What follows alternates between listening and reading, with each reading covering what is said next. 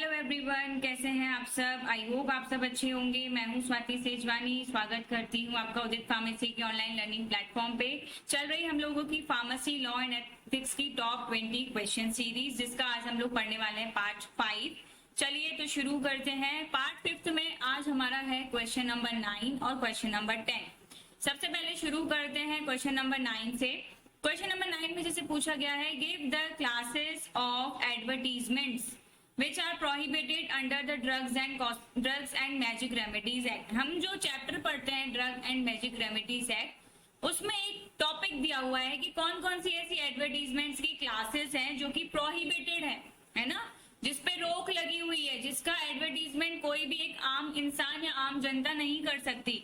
तो वही यहाँ पे पूछा गया है कि ऐसी कौन कौन सी क्लासेस हैं एडवर्टीजमेंट्स की जो कि प्रोहिबिटेड हैं, जो कि जिन पे रोक लगी हुई है। तो यहाँ से हम शुरू करेंगे आंसर। जैसा कि मैं आपको हमेशा बताती हूँ कि जो क्वेश्चन में पूछा रहता है, सबसे पहले हमें उसकी हेडिंग लिखनी रहती है, prohibition of advertisements of certain drugs. सबसे पहले हम कुछ ऐसे ड्रग्स का नाम बताएंगे जिनका एडवर्टीजमेंट प्रोहिबिटेड है, कुछ डिजीजेस के लिए, कुछ डिसऑर्डर्स के लिए। तो सबसे पहले उसमें कैटेगरी आती है procurement of miscarriage in women, या फिर prevention of conception in women, यानी कि वुमेन्स में जो मिसकैरेज कराया जाता है, जो गर्भपात कराया जाता है, ठीक है, जानबूझ के वुमेन की जान से खेल के उसका गर्भपात कराया जाता है, ऐसी चीजों का एडवर्टीजमेंट बिल्कुल ही प्रोहिबिटेड है। अगर मैं इसको आपको एक्सप्लेनेशन से समझाना चाहूँ तो एक्सप्लेनेशन इस तरह से है, procurement of miscarriage is the act of intentionally ending a pregnancy. Procurement of miscarriage का मतलब होता है कि इंटेंशनली, जानबूझ के किसी लेडी की प्रेगनेंसी को खत्म करना किसी भी आर्टिफिशियल तरीके से, आइदर बाय द मदर और with the help of a third party. चाहे आप किसी मदर को मजबूर करके उसकी प्रेगनेंसी खत्म करो या किसी थर्ड पार्टी के द्वारा उसकी प्रेगनेंसी को खत्म कराओ, ये जो है गैर कानूनी है, इसका एडवर्टीजमेंट बिल्कुल भी एक्सेप्टेबल नहीं है। It can also refer to the act of administering a substance or using an instrument to cause a miscarriage।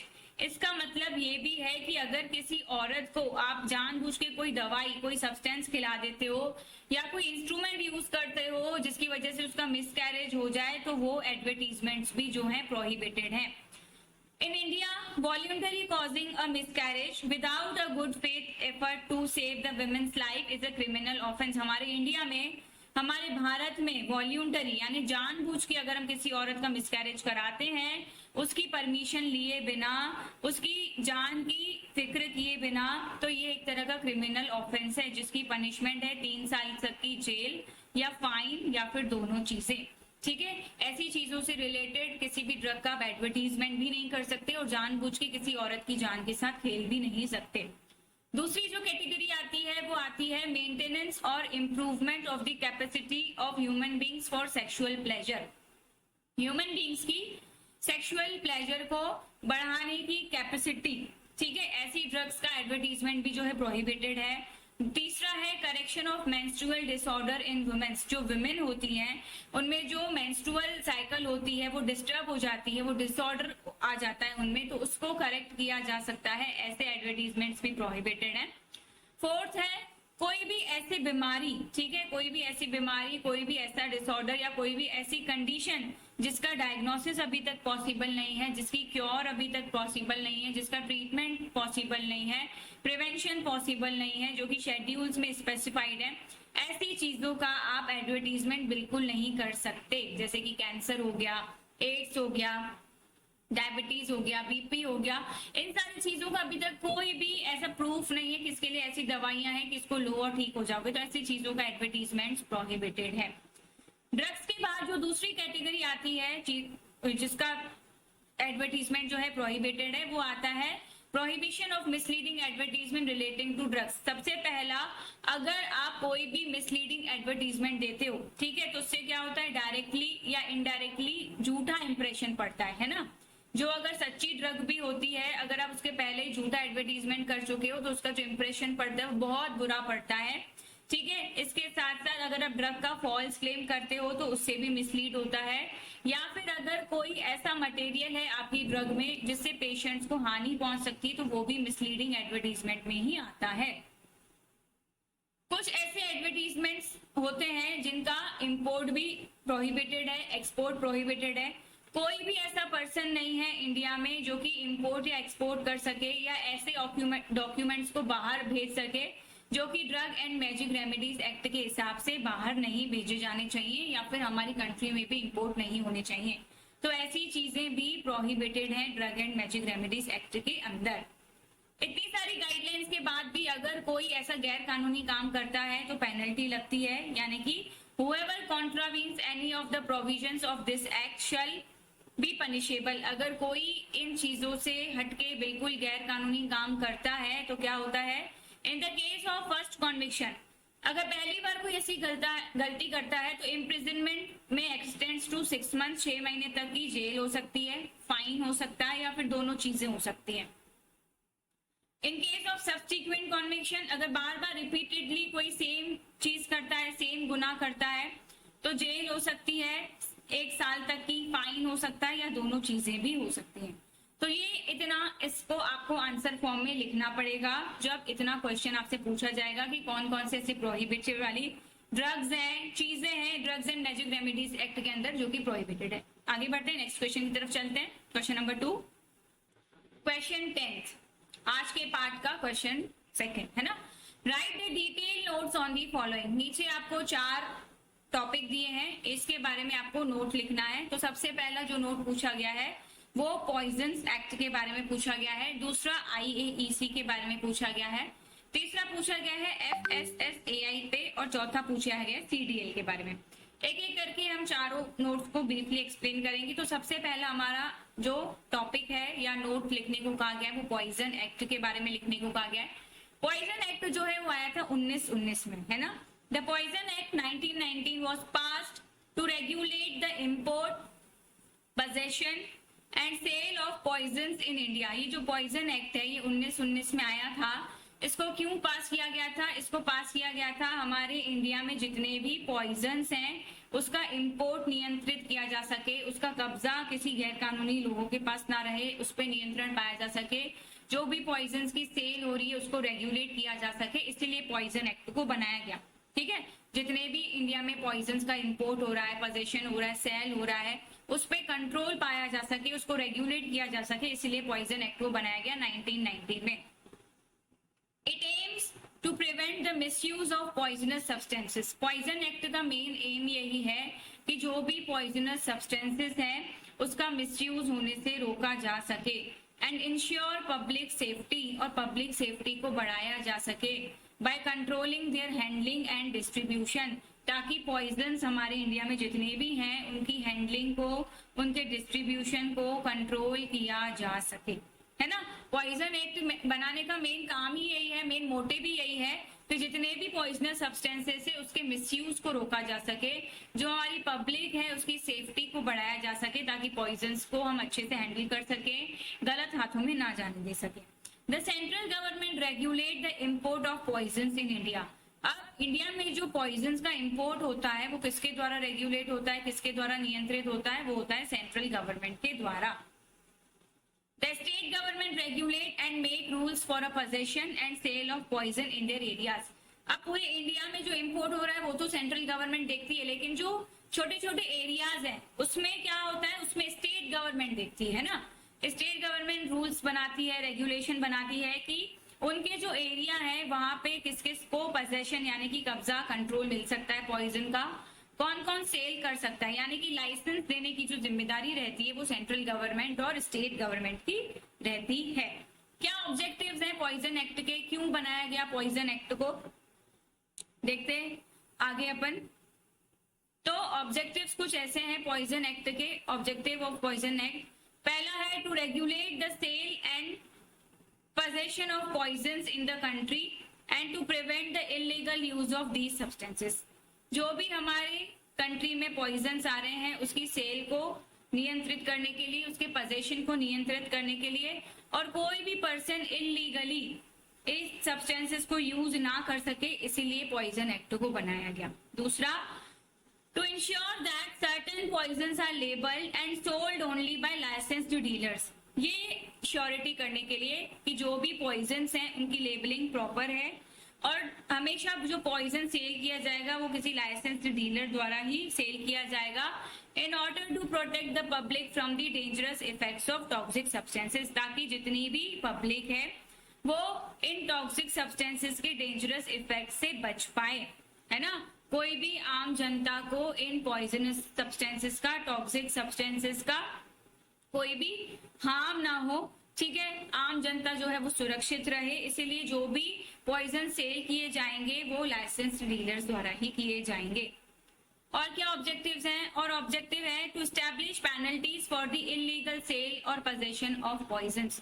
अगर कोई भी इलीगली पॉइजन का सेल करता है, उस पर कब्जा रखता है अपना, तो उसके लिए पेनल्टी बनाने का काम भी किसका है? इस पॉइजन एक्ट का है।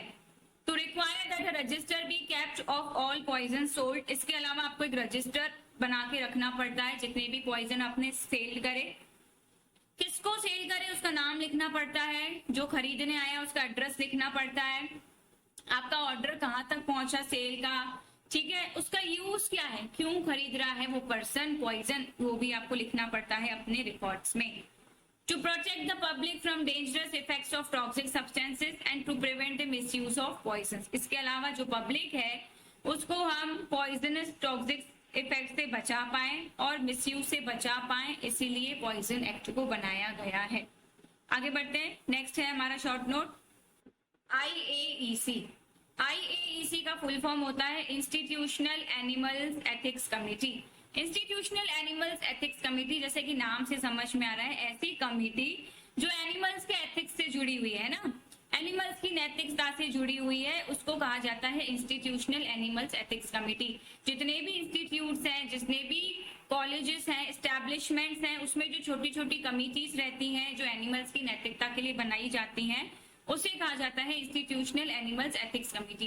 It is a body comprising of a group of persons for the purpose of control and supervision of experiments on animals perform. ये एक ऐसी कमेटी होती है जिसमें बहुत सारे लोगों का एक ग्रुप रहता है, ताकि वो ये निगरानी कर सके कि जितने भी एनिमल्स पे एक्सपेरिमेंट परफॉर्म हो रहे हैं उस पे कंट्रोल किया जा सके, उस पे निगरानी रखी जा सके, इसीलिए इस कमेटी को बनाया जाता है।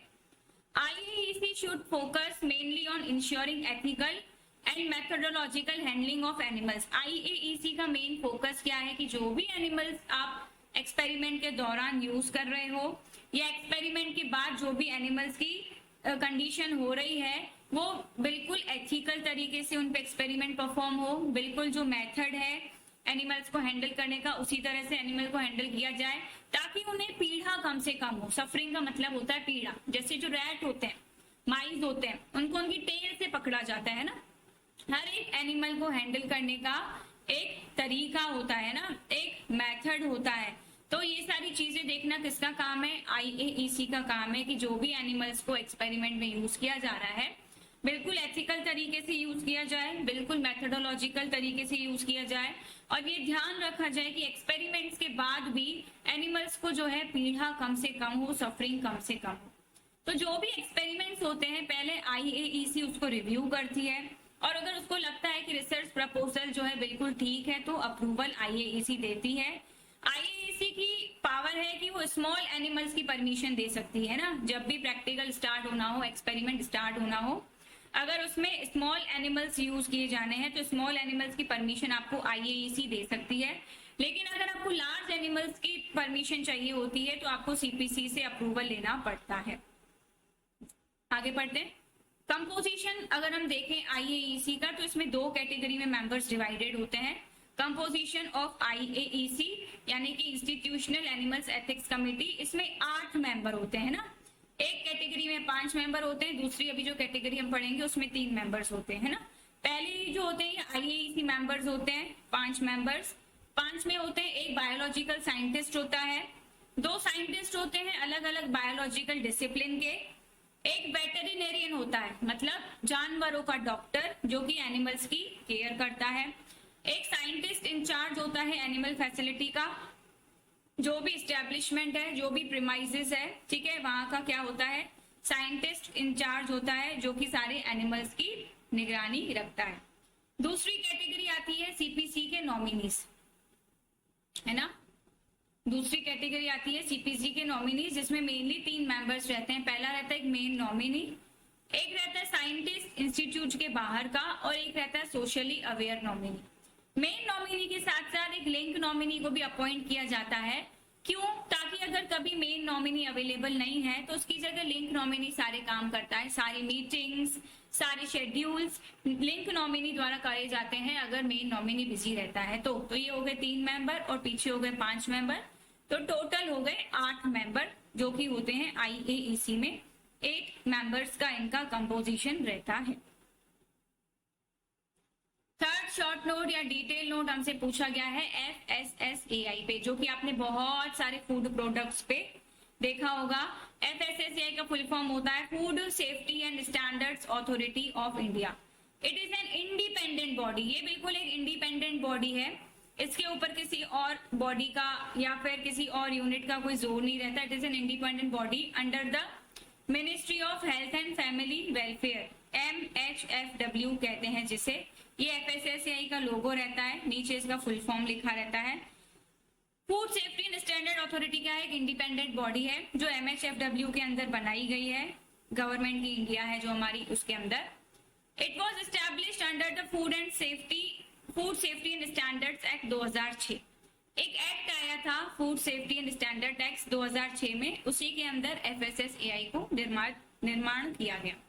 To regulate food safety and standards across the India. क्यों बनाया गया इसको? ताकि हमारे इंडिया में जितना भी फूड है उसके स्टैंडर्ड को मेंटेन किया जा सके, उसकी क्वालिटी को मेंटेन किया जा सके, उसकी क्वालिटी को रेगुलेट किया जा सके, इसीलिए FSSAI को बनाया गया। क्या रोल है FSSAI का, क्या फंक्शन है? तो सबसे पहले रोल और फंक्शंस में हम देखेंगे। It provides standards and guidelines of food safety. जो भी हमारे इंडिया में फूड प्रोडक्ट्स बिक रहे हैं उसका स्टैंडर्ड मेंटेन रहे, उसकी गाइडलाइंस प्रॉपर रहे, इसीलिए FSSAI का निर्माण किया गया है। दूसरा है FSSAI and state food safety authorities grant licence and certificate and guidelines for manufacturing, storage, sale and labeling of food articles। अब जो भी फूड प्रोडक्ट का बिजनेस कर रहा है उसके पास लाइसेंस होना चाहिए, है ना। तो FSSAI और स्टेट फूड सेफ्टी अथॉरिटीज क्या करती है? लाइसेंस और सर्टिफिकेट ग्रांट करती है, गाइडलाइंस बताती हैं उन लोगों को जिन्हें फूड का मैन्युफैक्चरिंग बिजनेस करना है, स्टोरेज करना है, सेल करना है, लेबलिंग करना है, सारा फूड आर्टिकल से रिलेटेड सारी चीजें वो करते हैं। It collect data regarding contamination in foods from all parts of the country. हमारी पूरी इंडिया में, ठीक है, जितने भी फूड्स का सप्लाई हो रहा है वो वहां से हर एक जगह से डाटा को कलेक्ट करती हैं, ठीक है। अगर उसमें कोई कंटेमिनेशन होता है तो बिल्कुल रिपोर्ट तैयार किया जाता है और उस पर काम किया जाता है कि कोई भी ऐसा सब स्टैंडर्ड क्वालिटी का या घटिया क्वालिटी का फूड प्रोडक्ट हमारे इंडिया में नहीं होना चाहिए। FSSAI क्या करती है? जिसको भी फूड का बिजनेस करना हो, चाहे मैन्युफैक्चरिंग करना हो, चाहे रिटेल करना हो, चाहे रेस्टोरेंट का हो, चाहे फार्मास्यूटिकल कंपनी में हो, उसको क्या करता है? लाइसेंस लेना पड़ता है। तो FSSAI लाइसेंस और रजिस्ट्रेशन प्रोसीजर क्या रहता है? All food business in India, जितने भी इंडिया में फूड बिजनेस हैं, चाहे मैन्युफैक्चरर हो, रिटेलर हो, रेस्टोरेंट वाला हो, फार्मास्यूटिकल कंपनी हो या फिर ऐसी कंपनी हो जो कि फूड सप्लीमेंट के साथ डील करती हो, उन सबके पास FSSAI का लाइसेंस या रजिस्ट्रेशन होना बहुत जरूरी है। अगर FSSAI का लाइसेंस या फिर रजिस्ट्रेशन नहीं है तो कोई भी फूड से रिलेटेड बिजनेस नहीं कर सकता, ना ही मैन्युफैक्चरिंग, ना ही सेल, ना ही रेस्टोरेंट में, ना ही फार्मास्यूटिकल कंपनीज जो फूड सप्लीमेंट बनाती हैं वो भी नहीं कर सकती। तो 3 तरह के रजिस्ट्रेशन होते हैं जो FSSAI से हम प्राप्त कर सकते हैं। पहला होता है बेसिक रजिस्ट्रेशन। ऐसी कंपनीज जिनका एनुअल टर्नओवर यानी कि साल का टर्नओवर 12 लाख रुपए तक का होता है उनको बेसिक रजिस्ट्रेशन मिलता है। ऐसी कंपनीज जिनका टर्नओवर 12 लाख से 20 करोड़ तक का रहता है उनको स्टेट लाइसेंस मिलता है। और फिर आती है ऐसी कंपनी जिनका टर्नओवर 20 करोड़ रहता है या उससे ज्यादा रहता है, या फिर वो इंटर स्टेट बिजनेस करती है। इंटर स्टेट बिजनेस मतलब विदेशों के साथ व्यापार करती हैं, तो उनको सेंट्रल लाइसेंस मिलता है। तो FSSAI में इतना आपको डिटेल नोट लिखना है कि FSSAI होता क्या है, क्या उसका रोल और फंक्शन होता है, ठीक है, क्या क्या लाइसेंस के टाइप्स होते हैं। आ जाते हैं फोर्थ नोट पे, जो कि पूछा गया है आपसे सीडीएल के बारे में। सीडीएल होता है सेंट्रल ड्रग्स लेबोरेटरी। हमारे इंडिया में जितनी भी ड्रग्स लेबोरेटरी है सेंट्रल लेवल पे, अलग अलग जगह पे, उन्हें सेंट्रल ड्रग्स लेबोरेटरी कहा जाता है। The central drugs laboratory is headed by the director. Central drugs laboratory जो है उनके हेड होते हैं डायरेक्टर, जिनका हेडक्वार्टर है कहाँ पे, कोलकाता में। It is the analytical laboratory for drugs and cosmetics under drugs and cosmetics act. DCA का मतलब होता है drugs and cosmetics act. whose decision with relation to analysis is final in the court of law। ठीक है, central drugs laboratory क्या होती है, analytical laboratory होती है, जिसमें ड्रग्स की जांच होती है, कॉस्मेटिक्स की जांच होती है, ठीक है, और इनका जो डिसीजन रहता है वो फाइनल डिसीजन रहता है। कई बार ऐसी ड्रग्स होती हैं, ऐसे कॉस्मेटिक्स होते हैं जिनका केस चल रहा होता है ना, तो जब उनका केस चल रहा होता है तो उनका एनालिसिस जो है सेंट्रल ड्रग्स लेबोरेटरीज में किया जाता है, और जो इन लेबोरेटरीज का डिसीजन रहता है वो डिसीजन फाइनल रहता है कोर्ट में भी।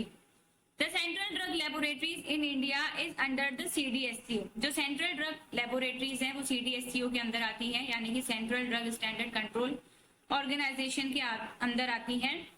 Functioning to ensure the quality, safety and efficacy of drugs, vaccines and cosmetics in the country. Central drug laboratories का मेन काम ही यही है कि हमारे इंडिया में जो भी ड्रग्स हैं, जो भी वैक्सीन्स हैं, जो भी कॉस्मेटिक्स है, उसकी क्वालिटी अच्छे से अच्छी रहे, सेफ रहे और वो इफेक्टिव रहे सारी आम जनता के लिए।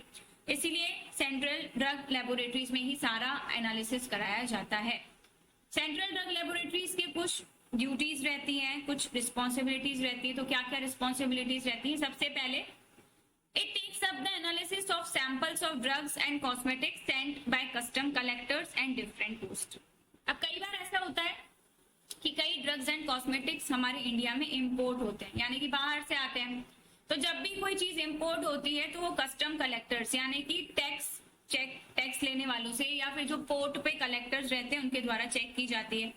तो जो भी सैंपल उन्होंने कलेक्ट किया है ड्रग्स का या कॉस्मेटिक का, या कोर्ट में अगर किसी चीज पे केस चल रहा है किसी ड्रग का या कॉस्मेटिक का, तो कोर्ट का भी जो सैंपल है या कस्टम कलेक्टर्स का जो सैंपल है वो सीडीएल में भेजा जाता है और वहीं पे इनका एनालिसिस किया जाता है। दूसरा इंपॉर्टेंट फंक्शन या रिस्पॉन्सिबिलिटी है सीडीएल की, it advises the central government and state government. Central government को सलाह देना, स्टेट गवर्नमेंट को सलाह देना, ये भी किसका काम है, सेंट्रल ड्रग लेबोरेटरीज का काम है। On the matters related to the analysis of drugs and cosmetics, जितने भी ड्रग्स एंड कॉस्मेटिक्स से रिलेटेड मैटर्स हैं उस पे जो भी एडवाइस रहेगी वो सेंट्रल गवर्नमेंट या स्टेट गवर्नमेंट को देना सेंट्रल ड्रग लेबोरेटरी का काम रहता है।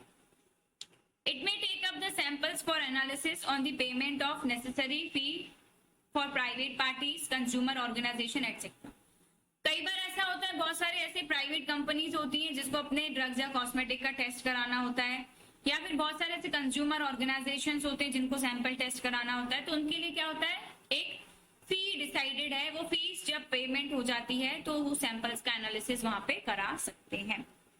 It is engaged in the research for the development of newer techniques of analysis of drugs and cosmetics. ठीक है, जो भी न्यू ड्रग्स आ रही हैं, जो भी न्यू कॉस्मेटिक्स आ रहे हैं, उसमें जितनी भी रिसर्च लग रही है, जितनी भी न्यू टेक्निक्स लग रही हैं, वो सारी चीजें भी सेंट्रल ड्रग लेबोरेटरीज द्वारा ही इंगेजमेंट किया जाता है। इतना आप लिख सकते हो इन नोट्स के बारे में। आप अपनी प्रिपरेशन को और बेटर बना सकते हो हमारे यानी कि उदित फार्मेसी प्लेटफॉर्म के साथ जुड़ के। आपको सिंपल प्ले स्टोर में जाना है, उदित फार्मेसी आप ऐप इंस्टॉल कर सकते हैं और अपना रिक्वायर्ड कोर्स खरीद सकते हैं। जैसा कि अभी हमारा क्रैश कोर्स चल रहा है जिसका प्राइस है सिर्फ और सिर्फ 599। अगर अपने एग्जाम्स की बिल्कुल तैयारी नहीं करी है तो अब हमारे क्रैश कोर्स के साथ जुड़ के, इंपॉर्टेंट सीरीज के साथ जुड़ के अपनी तैयारी को और बेटर बना सकते हैं। जिसने भी मेरा YouTube चैनल सब्सक्राइब नहीं किया हो प्लीज जरूर सब्सक्राइब करिएगा। इंस्टा पे भी मुझे जरूर फॉलो करिएगा, स्वाति सेजवानी नाम से भी मेरी आईडी है, फार्मेसी विद स्वाति नाम से भी मेरी आईडी है। YouTube और इंस्टा दोनों सेम है। आज के लिए इतना ही, मिलते हैं हम लोग नेक्स्ट पार्ट में टॉप 20 इंपॉर्टेंट क्वेश्चन सीरीज के साथ। Thank you so much.